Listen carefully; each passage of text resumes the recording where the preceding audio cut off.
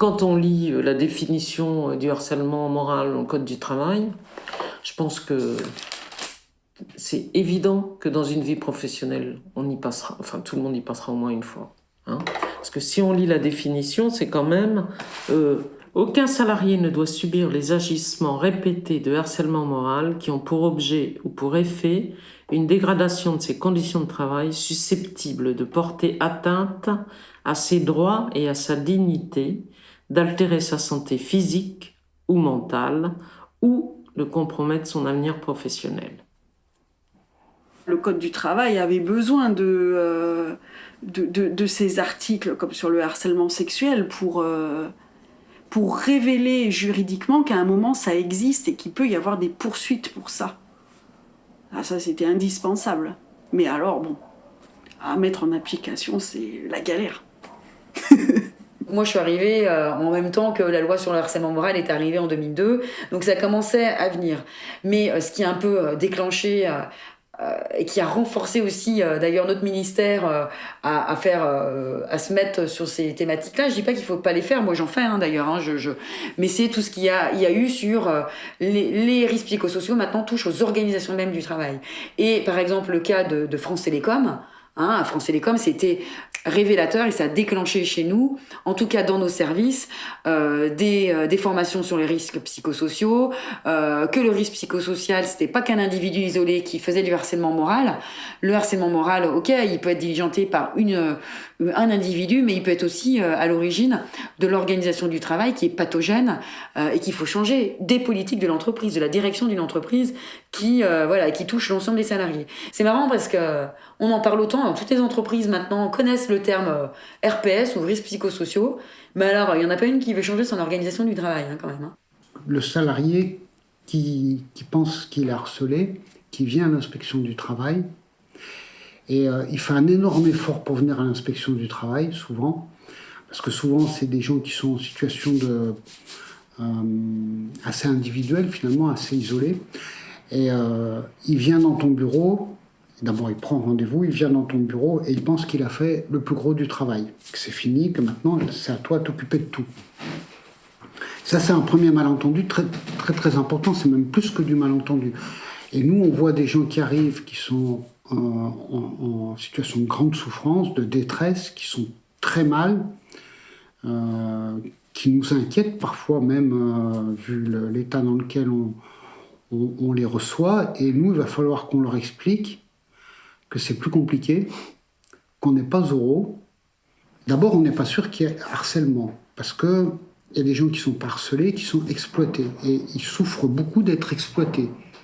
Et c'est normal de souffrir d'être exploité, surtout quand le citron est pressé très fort, quoi. Ça fait mal.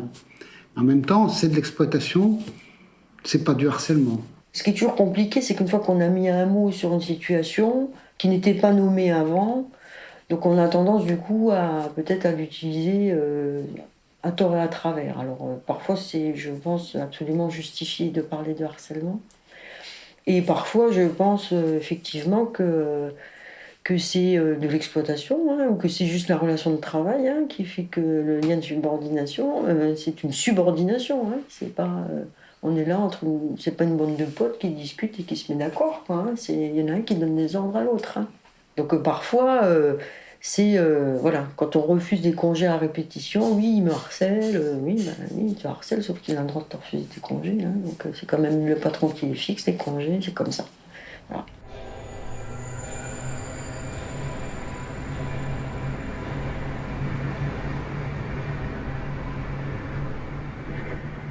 Alors le problème, c'est de monter les dossiers.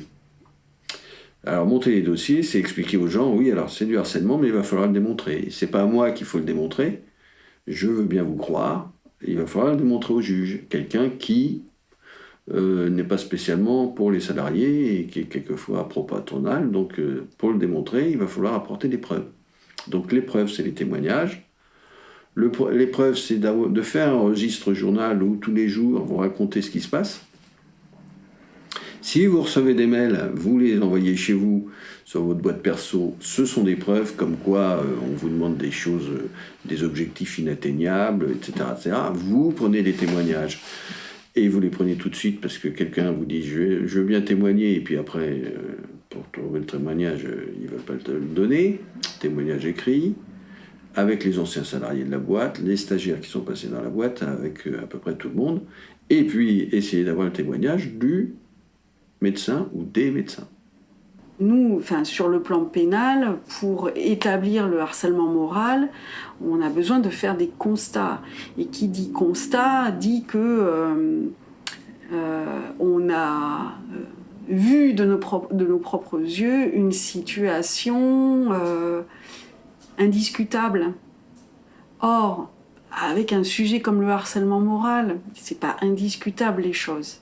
C'est beaucoup plus diffus, indicible. Il y a une part de ressenti, il y a une part de non-dit. Les témoignages peuvent être rares, et donc c'est extrêmement difficile d'aller sur ce thème-là. Et donc finalement, la loi ne trouve pas beaucoup à s'appliquer. Honnêtement, là, quand je dis c'est mon premier procès verbal sur le sujet, c'est pas anodin en 10 ans d'exercice. Le harcèlement, donc, ça peut prendre des formes, c'est multiforme, et c'est pour ça que ça devient extrêmement compliqué à démontrer. Parce que où c'est un harcèlement de type individuel, et là, le salarié, il faut qu'il décrive de façon très précise ce qui lui arrive, quels sont les mots qui ont été employés, qu'est-ce qu'on fait pour lui rendre la vie impossible, puisque cette forme de harcèlement aboutit inévitablement au fait que le salarié ne peut plus rester dans l'entreprise. À un moment, il ne peut plus.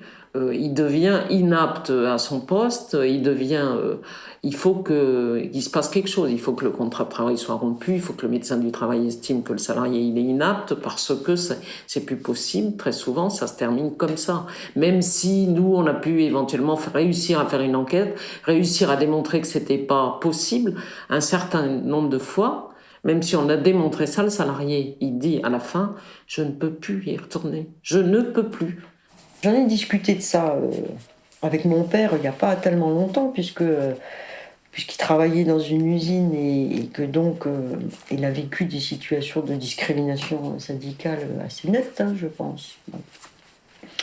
Quand je lui parlais du harcèlement et de la manière dont ça pouvait se concrétiser, se matérialiser avant et peut-être maintenant depuis qu'on nomme tout ça le harcèlement moral, il me dit que il y avait des situations au travail qui étaient certainement tout à fait caractéristiques de harcèlement, mais ça ne pouvait pas durer, ça ne durait pas. Ça ne pouvait pas durer. S'il y a un petit chef qui s'amusait à commettre, comme dit le code du travail, des actes répétés, ça ne pouvait pas être répété trop longtemps. Parce que les autres, le rapport de force, le groupe faisait que le petit chef, on lui rendait la vie difficile.